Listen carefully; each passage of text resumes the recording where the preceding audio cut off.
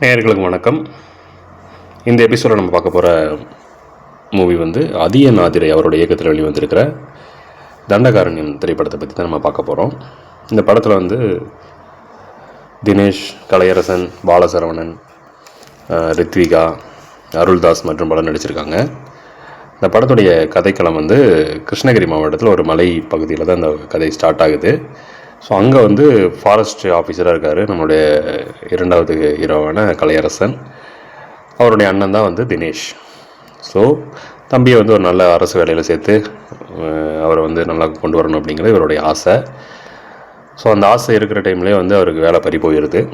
அதுக்கப்புறம் வந்து இன்னொருத்தர் வந்து நார்த்தில் வந்து ஒரு ஏஜென்சியில் வந்து ஆள் எடுக்கிறாங்க. அங்கே கொஞ்சம் பணம் செலவு பண்ணி சேர்த்து விட்டோம்னா இவருக்கு பெரிய போஸ்டிங் கொடுத்து ஒரு நல்ல ஒரு உயர் அதிகாரியாக வர்றதுக்கு சான்ஸ் இருக்குதுன்னு சொன்னாங்க.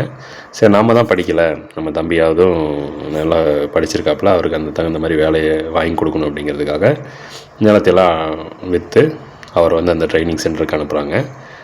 ஸோ அங்கே போனதுக்கப்புறம் தான் தெரிஞ்சுது, அங்கே ட்ரைனிங் கொடுத்து அவங்கள வந்து வேற ஒரு இடத்துக்கு கொண்டு போய் நக்சலைஸ்ன்னு சொல்லி பட்டம் கட்டி சுட்டு தள்ளுறது அப்படி சொல்லி அப்போ தான் அவருக்கு தெரிய வருது. ஸோ இதுக்கப்புறம் என்னாச்சு, அங்கே போய் சேர்ந்ததுக்கப்புறம் கலையரசனோட நிலை என்ன, அதுக்கு அவங்க அண்ணனுக்கு அந்த விஷயங்கள் தெரிய வருதா அப்படிங்கிறது இந்த படத்துடைய மீதி கதை. படத்துடைய பாசிட்டிவ் பார்த்திங்கன்னா நடிகர்களோட தேர்வு. ஸோ கலையரசன் ஒரு நல்லாவே பர்ஃபார்மன்ஸ் கொடுத்துருக்காரு. தினேஷுக்கு ஆவரேஜ் ஸ்பேஸ் தான் இருந்தாலும் அவரும் அவருடைய கேரக்டர் நல்லா பண்ணியிருக்காங்க. ரித்விகா தினேஷோட மனைவியாக வராங்க, அவங்க கேரக்டர் நல்லாயிருக்கு. கலையரசனுடைய பேராக ஒருத்தவங்க வராங்க, அந்த பொண்ணும் அவங்க நல்லா நடிச்சிருக்காங்க. அப்புறம் அருள்தாஸ், பாலசரவணன், ஆஸ்யூஷுவல் அவங்களுக்கு கொடுத்த கேரக்டர்கள் நல்லாவே பண்ணியிருக்காங்க. புதுமுகங்களாக வரக்கூடிய அந்த ஊருக்காரங்க, அதுக்கப்புறம் இவரோட அப்பா கேரக்டர் ஒருத்தர் வருவார், அவரும் அவருக்கு என்ன கேரக்டர் கொடுத்தாங்களோ அது நல்லாவே பண்ணியிருக்காங்க. இசை படத்தை வந்து அங்கங்கே செதுக்கியிருக்காங்க. அதே மாதிரி எடிட்டிங், கேமராமேனும் அந்த காடு வனப்பகுதியை அதே மாதிரி அதை சுற்றி உள்ள பகுதியை வந்து நல்லாவே எடுத்திருக்காங்க.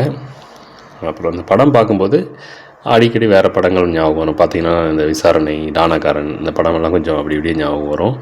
இந்த இயக்குனர் பார்த்திங்கன்னா இரண்டாம் உலகின் கடைசி குண்டுன்னு சொல்லிட்டு ஒரு படம் எடுத்தாங்க இல்லைங்களா, அவருடைய இரண்டாவது படம் தான் இந்த படம். இந்த படத்துக்கு என்னென்ன வெரைட்டிஸ் கொடுக்கணுமோ அதை அவர் கொடுத்துருக்காரு. சில இடங்களில் வந்து சண்டை காட்சிகளை நிகழ வைக்கிறதுன்னு சொல்லலாம், அந்தளவுக்கு நல்லாயிருக்கு. பாடல்கள், ஒரு சில பாடல் கதையோடு போகுது, அந்த பாடல்கள் பார்க்க ஓரளவுக்கு ரசிக்கிற விதத்தில் இருக்குதுங்க. இந்த படத்துக்கு இதெல்லாம் வந்து பாசிட்டிவ். படத்தோட நெகட்டிவ்னு பார்த்திங்கன்னா அதான் சொல்கிறேன், நான் ஆல்ரெடி நம்ம பார்த்த படங்கள் பல படங்களோட சாயல் இந்த படத்தில் இருக்குது. கதையாக அவங்க எடுத்துக்கிட்ட விஷயம் நல்ல விஷயம் தான், ஆனால் வந்து கொண்டு போகிற விதம் பார்த்திங்கன்னா பல படங்களுடைய ஞாபகங்கள் நமக்கு வந்து போகிறனால சில இடங்கள் நமக்கு ஒட்ட மாட்டேங்குது. ஓகேங்களா, ஒரு சில லாஜிக் மீறல்கள்லாம் இருக்குது, அது ஒரு சில இடத்துல ஸ்லோவாக போகுது. இதெல்லாமே கொஞ்சம் தவிர்த்துருந்தாங்கன்னா இந்த படத்தை இன்னும் கொஞ்சம் நல்ல படமே அப்படின்னு சொல்லியிருக்கலாம்.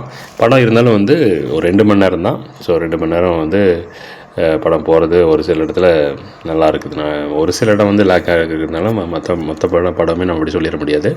படம் கொடுத்த கான்செப்ட் வந்து நல்லாவே பண்ணியிருக்காங்க. ஸோ வாய்ப்பு இருந்தால் நீங்களும் இந்த படத்தை பாருங்கள். பார்த்துட்டு படத்துக்கு என்ன கமெண்ட்ஸ் கொடுக்குறீங்கன்னு சொல்லுங்கள். ஸோ மீண்டும் மற்றும் ஒரு திரை விமர்சன நிகழ்ச்சியில் உங்களை சந்திக்கும் வரை விடைபெறுகிறேன்.